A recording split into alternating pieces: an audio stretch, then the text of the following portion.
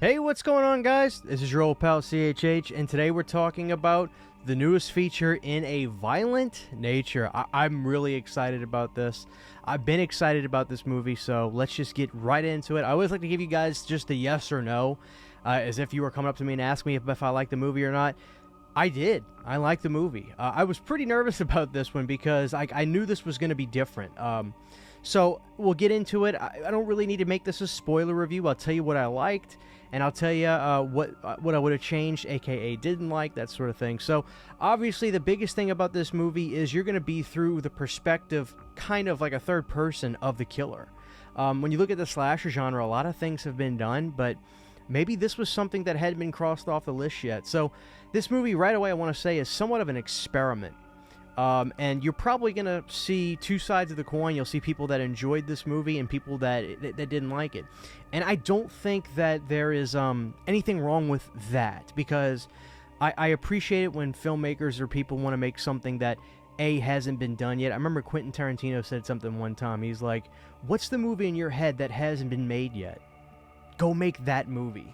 And I feel like this is one of those instances, so I want to applaud that. One thing that I really liked about In a Violent Nature from the start is the serious nature of it, no pun intended. Like, you know, with slasher films, a lot of times we get some over-the-top comedy stuff or over-the-top gore, and there are moments in here that I don't like, but the tone of this film I thought was extremely serious, and one of the reasons I think it was the lack of soundtrack. The soundtrack of this movie is the woods, the footsteps through the leaves, the ground, the wind blowing through the trees, the water in the lake.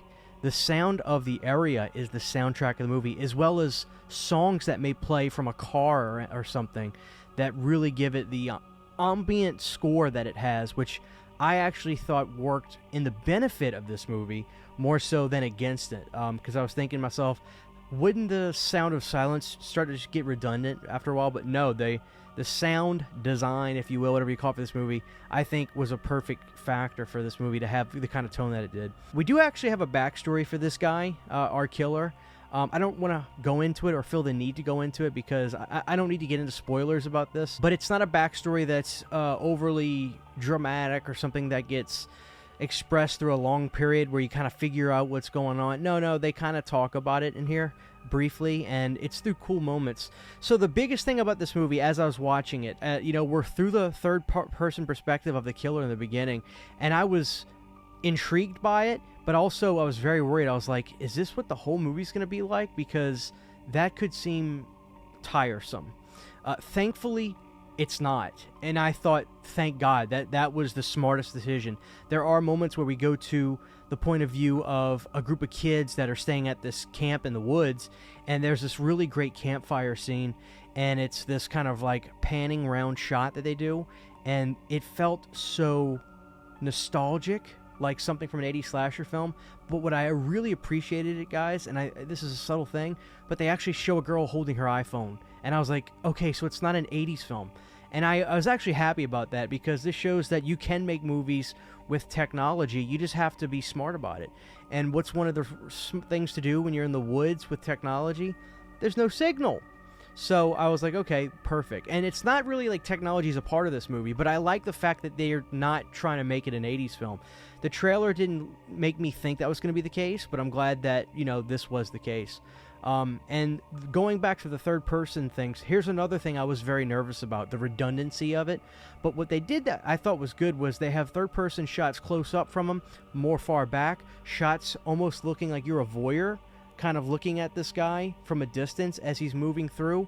They do nighttime shots, early morning shots, and I thought that they really rinsed that clean and exploring those avenues really well.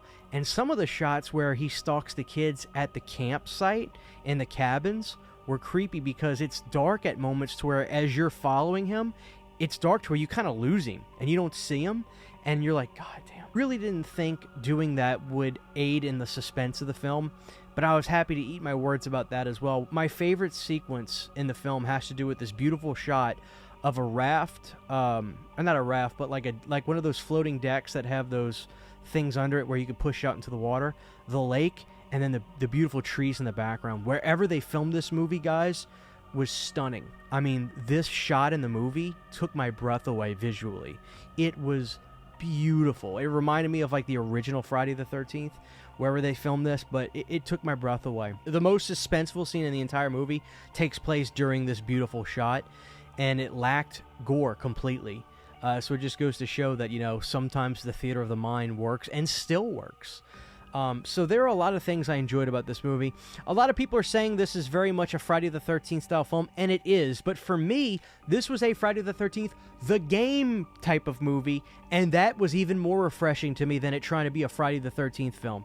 I enjoyed the look of our killer. You get to see a lot of back shots and see the back of his head.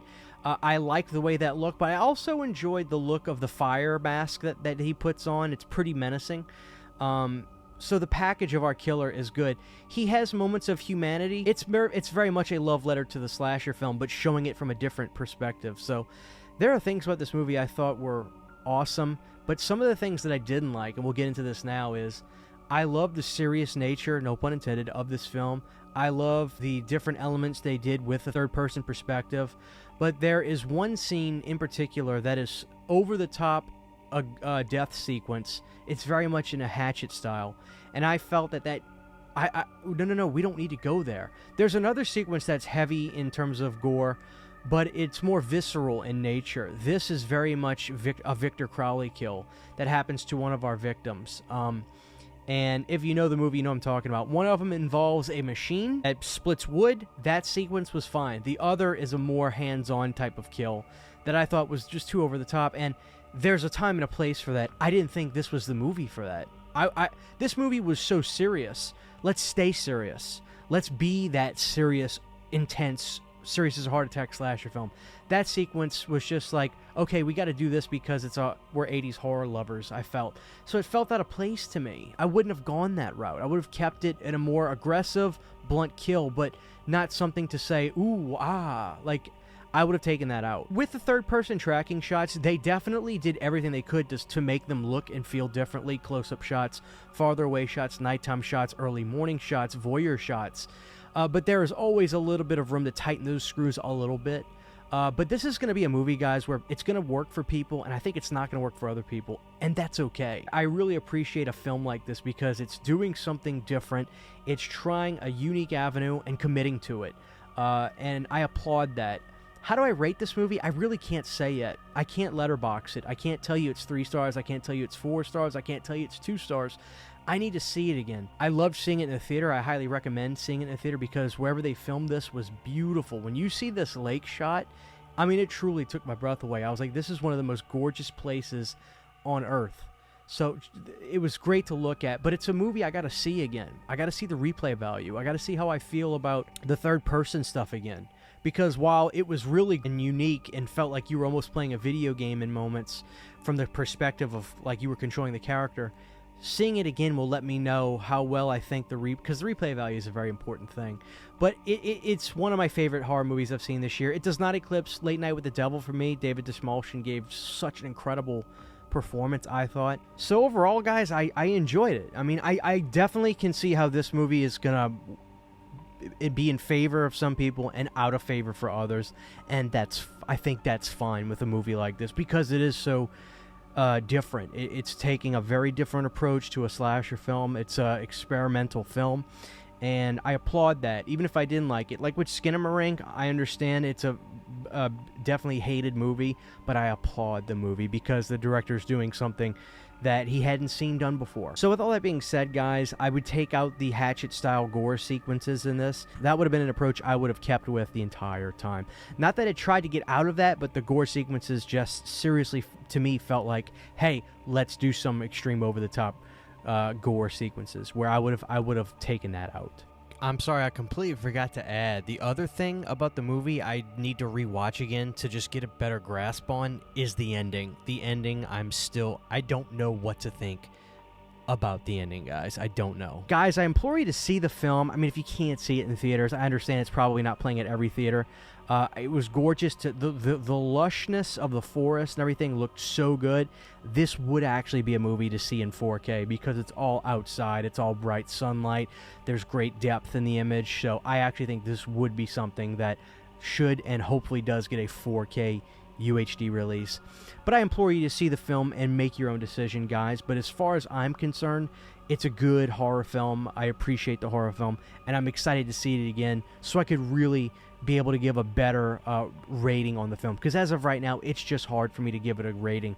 But my gut instinct, though, is I know I enjoyed it. I know I enjoyed it quite a lot. So slasher fans should get a kick out of this.